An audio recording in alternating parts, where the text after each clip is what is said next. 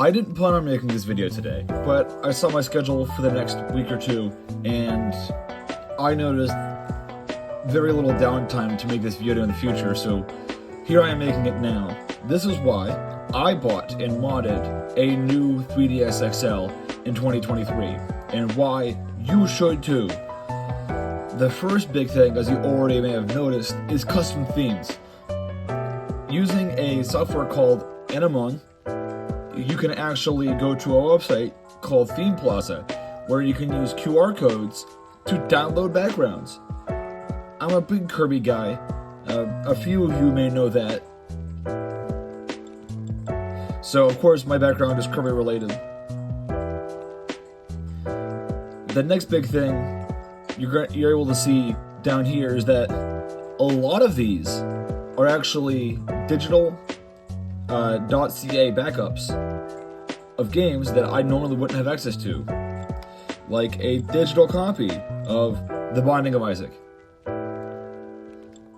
I will not specify where I got these from. However, it is a really neat tool to have.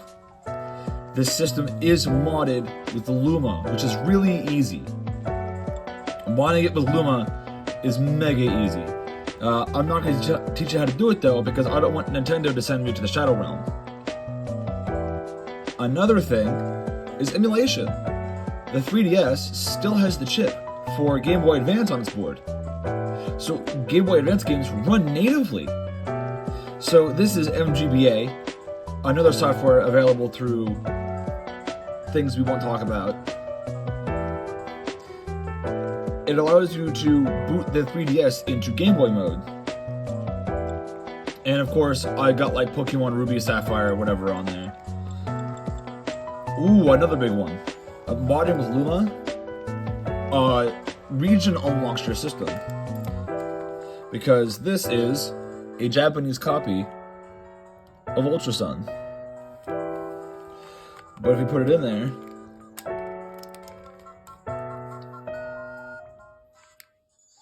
Pokemon Ultra Sun. The 3DS recognizes it and actually boots it. Another big one is Twilight Menu. Twilight Menu allows you to play DS and DSi games natively on the 3DS. So you can play games like Dragon Quest Rocket Slime, Pokemon Mystery Dungeon, Pokemon Black and White 2. It's up to you, honestly. It also has support for Sega Game Gear, Genesis, TurboGrafx, SNES, NES, any of the older systems. And then you have Checkpoint. Checkpoint allows you to back up your save data and reinstate it onto either another cartridge or back onto one that you needed to restore the save file for. So, when doing duplication glitches in Pokemon, one of the biggest things they recommend is backing up your save file. And the easiest way to do that is through Checkpoint. The next one is ThirdTube. With ThirdTube, it's basically YouTube, but for the 3DS. And it's an actually cromulent client. It's really good.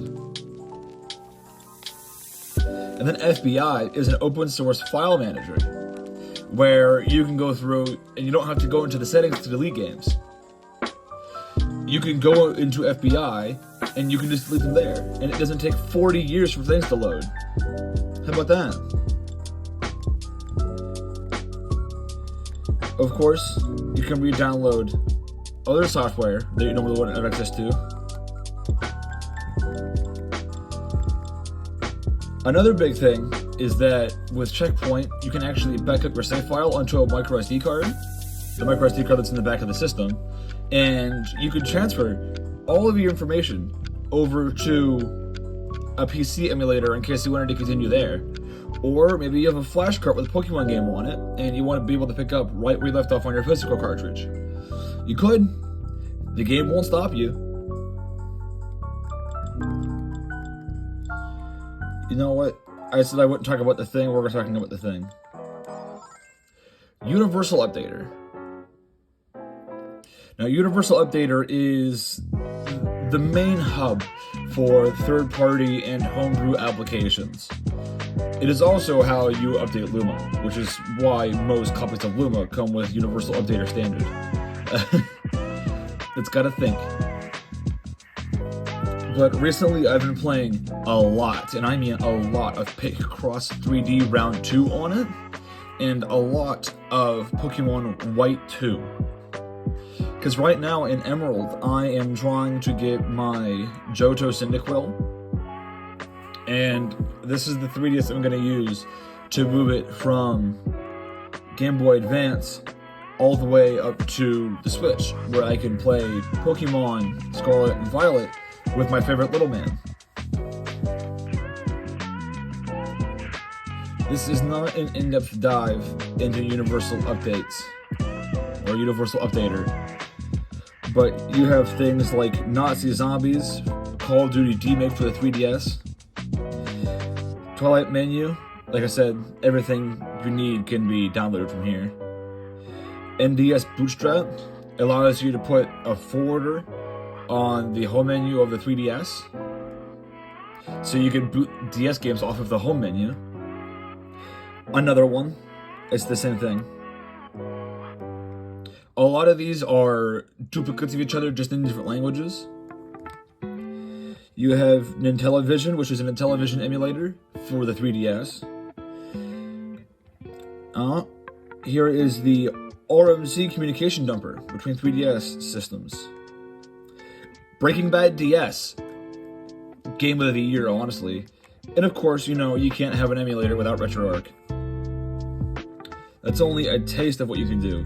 You can also download Daedalus 64 and play games like Mario 64 on it. No, that's not what... whatever. The reason to mod your 3DS is because it unlocks what a true beast this thing can really be. And if you go to 3ds.hacks.guide, they are very helpful. The information is always up to date, always up to date. Do not follow YouTube tutorials on how to do this, because those videos can get outdated really quickly. So like I said, go to 3ds.hacks.guide, tell it the model of 3DS you're working with, what system version it's on, and then they will walk you through on how to hack it yourself. However, if you are successful, and you now have a modded 3DS, download the shop that will not be named, although it does rhyme with eShop.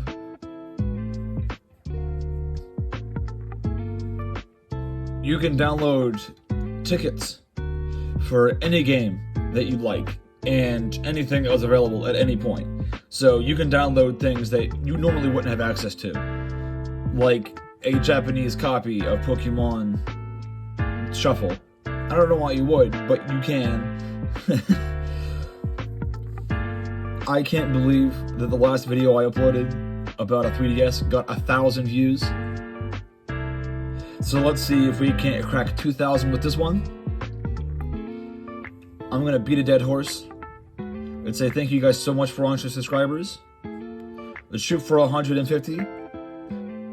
And without further ado, thank you for watching. Leave a like, subscribe, leave a little comment letting me know if you have a modded 3DS or not.